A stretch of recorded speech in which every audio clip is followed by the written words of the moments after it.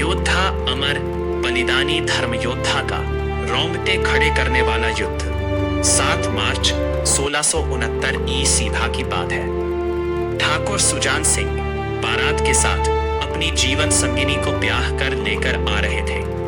22 वर्ष के सुजान सिंह किसी देवता की तरह लग रहे थे। ऐसा लग रहा था मानो देवता अपनी बारात लेकर जा रहे हो। उन्होंने अपनी दुल्हन का मुख भी नहीं देखा था। शाम हो चुकी थी, इसलिए रात्रि विश्राम के लिए छापोली में पड़ाव डाल दिया। पड़ाव डाले अधिक समय नहीं हुआ था कि ठाकुर सुजान सिंह को गायों के गले में पड़े घुंघरुओं की आवाजें सुनाई देने लगी। आवाजें स्पष्ट नहीं थी, फिर भी वे सुनने का प्रयास कर रहे थे, मानो वो आवाजें उनसे कुछ कह रही थी। सुजान सिंह ने अपने लोगों से कहा, शायद ये चरवाहों की आवाज है, जरा सुनो वे क्या कहना चाहते हैं। गुप्तचरों ने सूचना दी कि युवराज, ये लोग कह रहे हैं कि कोई फौज देवरे मंदिर पर आई है। ठाकुर सुजान सिंह चौंक पड़े कि कैसी फौज, किसकी फौज, किस मंदिर पे आई है। जवाब मिला, युवराज, ये औरंगजेब की बहुत ही विशाल सेना है, जिसका सैनिक दराब खान है, जिसने खंडेला के बाहर पड़ाव डाल रखा है। कल खंडेला स्थित भगवान श्री कृष्ण की मंदिर को तोड़ दिया जाएगा।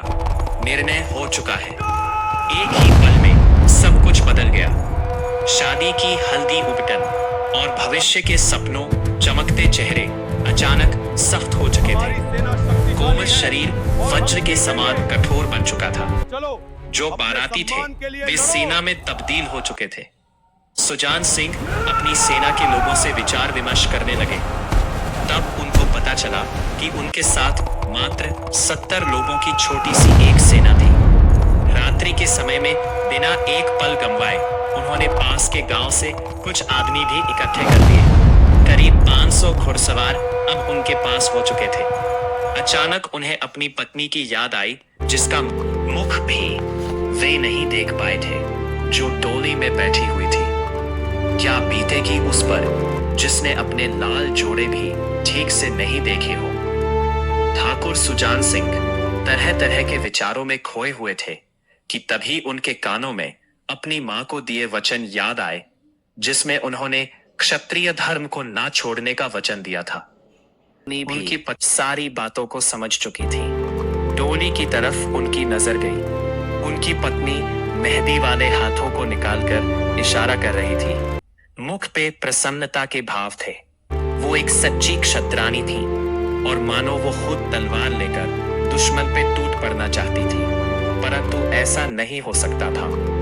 सुजान सिंह ने डोली के पास जाकर डोली और अपनी पत्नी को प्रणाम किया और कहारों तथा नाई को डोली सुरक्षित अपने राज्य भेज देने का आदेश दे दिया और खुद खंडेला को घेर कर उसकी चौकसी करने लगे। लोग कहते हैं कि मानो खुद कृष्ण उस मंदिर की चौकसी कर रहे थे। उनका मुखड़ा भी श्री कृष्ण की ही तरह चमक रहा था। 8 मार्च 1679 को दराब खान की सेना आमने सामने आ चुकी थी। महाकाल भक्त सुजान सिंह ने अपने इष्ट देव को याद किया और हर हर महादेव के जय घोष के साथ 10,000 की मुगल सेना के साथ सुजान सिंह के 500 लोगों के बीच घनघोर युद्ध आरंभ हो गया। सुजान सिंह दराब खान को मारने के लिए उसकी ओर लपके और 40 मुगल सेना को मौत के घाट उतार दिया। ऐसे पराक्रम को देखकर दराब खान ने पीछे हटने में ही भलाई समझी, लेकिन ठाकुर सुजान सिंह रुकने वाले नहीं थे। जो भी उनके सामने आ रहा था मारा जा रहा था। सुजान सिंह साक्षात मृत्यु का रूप धारण करके युद्ध कर रहे थे। ऐसा लग रहा था मानो खुद महाकाल ही युद्ध कर रहे हो। इस बीच कुछ लोगों की नजर सुजान सिंह पे पड़ी, लेकिन ये क्या, सुजान सिंह के शरीर पर सिर तो है ही नहीं। लोगों को घोर आश्चर्य हुआ, लेकिन उनके अपने लोगों को ये समझते देर नहीं लगी कि सुजान सिंह तो कब के मोक्ष को प्राप्त कर चुके हैं। युद्ध तो उनके इष्ट कर रहे हैं।